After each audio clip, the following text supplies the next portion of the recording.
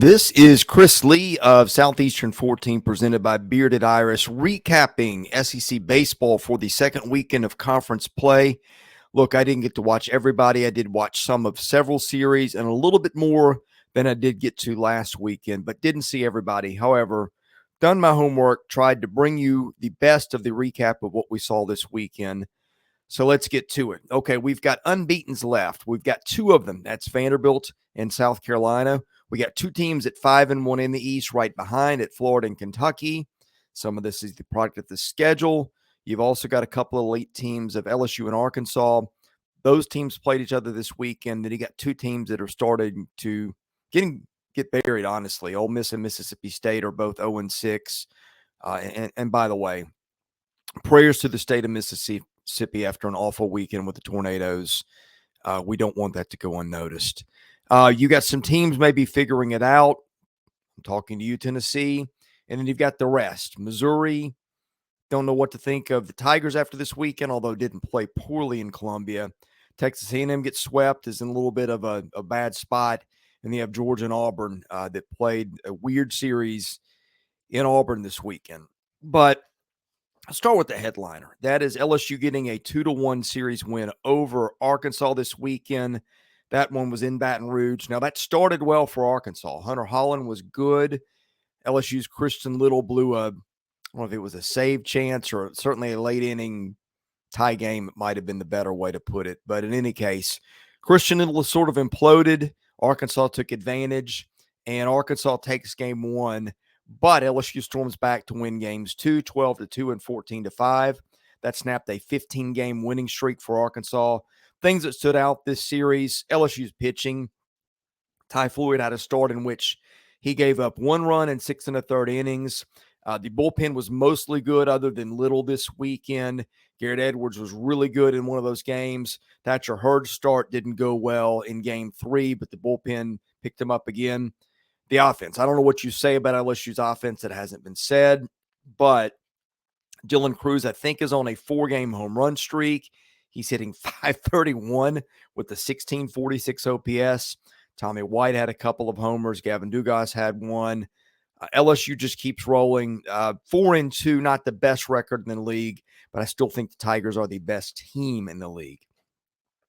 Maybe the next most interesting series was the only battle of unbeatens we had. South Carolina sweeps Missouri. The Gamecocks get a pair of one-run wins at home. I watched the end of game 1, during which South Carolina scored, I think, 4 runs with 2 outs in the 9th. Michael Braswell reached on a base running mistake. And so Tigers defense kind of imploded and opened the door for South Carolina in that one, but still, Carolina continues to hit. Evan Stone had his first 2 career home runs. Gavin Cassis continues to hit well. He's got 13 home runs. Ethan Petrie has 11. Other stuff that stood out with Carolina's pitching, Noah Hall went 7, got a win, gave up 1 earned run, 10 strikeouts. He's not the flashiest pitcher in the league, but he's one of the best. Will Sanders struggled, but the bullpen picked it up, as it did in game 3. And for Missouri, one thing I'm watching, Ian Losey got hurt in the first inning of his start. Ty Wilmsmeyer, who was a position player, ended up having to throw 5 innings in that series.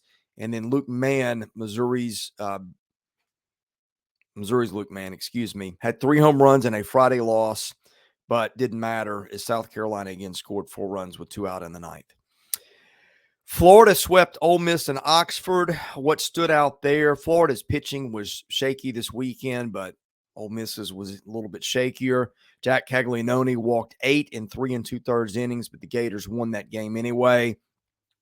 He leads the country with 17 home runs. I think the Gators hit 10 this weekend. That's really what stood out. Ole Miss is still really struggling to pitch, and I think that's going to be a theme for the Rebels until Hunter Elliott returns. Okay, the nation's active longest winning streak until yesterday belonged to Kentucky. That got snapped at 17, but Kentucky still takes 2 of 3 at Alabama. The Wildcats, the number 1 RPI team in the country right now. That's crazy, but that's what they are, which puts Kentucky in a tremendous position to get back to the NCAA tournament. Darren Williams, who's been Kentucky's best pitcher this year, threw 5 innings of 1-run ball, in a 12-inning game. That was in relief. That was probably the biggest outing for Kentucky's pitching all weekend. Kentucky continues to kind of play small ball. The Cats are 18 of 19 on steals in conference play with the league leading 8 sacrifice hits. So Kentucky is just managing to manufacture runs and a lot of them at this point. Let me check the stat sheet, but Kentucky has scored so far 51 runs in league play, which I think is tied for the 3rd best mark in the league. So the Batcats really getting after it with a lineup of transfers. For Alabama, I guess the highlight was Grayson Hitt, their talented starting pitcher. He went 6 innings and allowed 1 run in Sunday's win. Other stuff to get to. Tennessee swept Texas A&M. And if you listened to Coach Tony Vitello talk afterwards, sounds like the Vols have sort of gotten a reboot. They've now won 4 in a row after being swept pretty decisively in Columbia. Tennessee didn't really play a lot of long ball, was able to string together enough runs, though.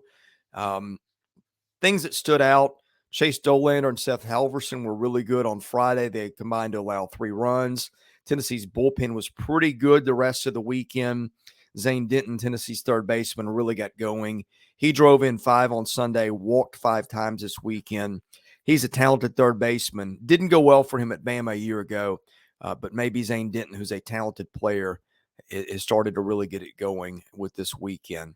For A&M, I guess the big thing is that the pitching was awful this weekend. Nathan Detmer, who's been up and down, gave up 9 runs. I think all those were earned in Friday's start.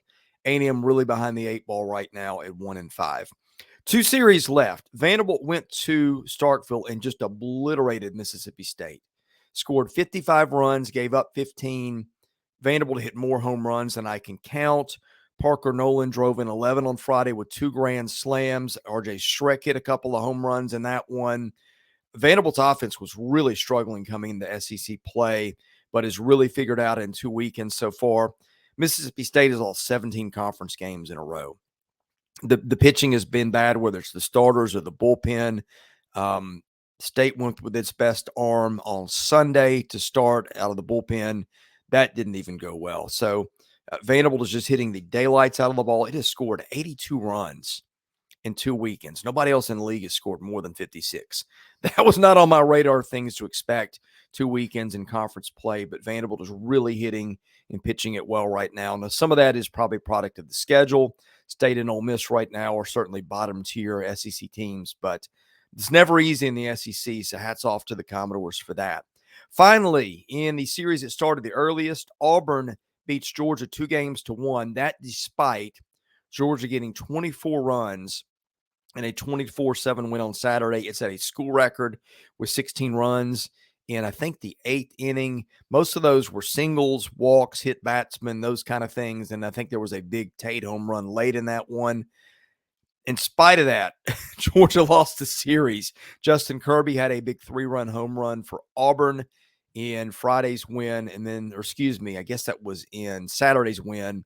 And then it had a walk-off win that I watched on Thursday evening, in which I can't remember who it was now, but an Auburn hitter took a walk to win that game. So anyway, Auburn now stands at 2-4, Georgia at 1-5, exiting the weekend. We'll have more stuff to come on our baseball coverage. We'll have power rankings probably coming up on Tuesday. We'll probably have a preview for next weekend coming up. Best way to get all that, hit that subscribe button, hit the like button. That also helps our analytics. I'm Chris Lee of Southeastern 14, presented by Bearded Iris.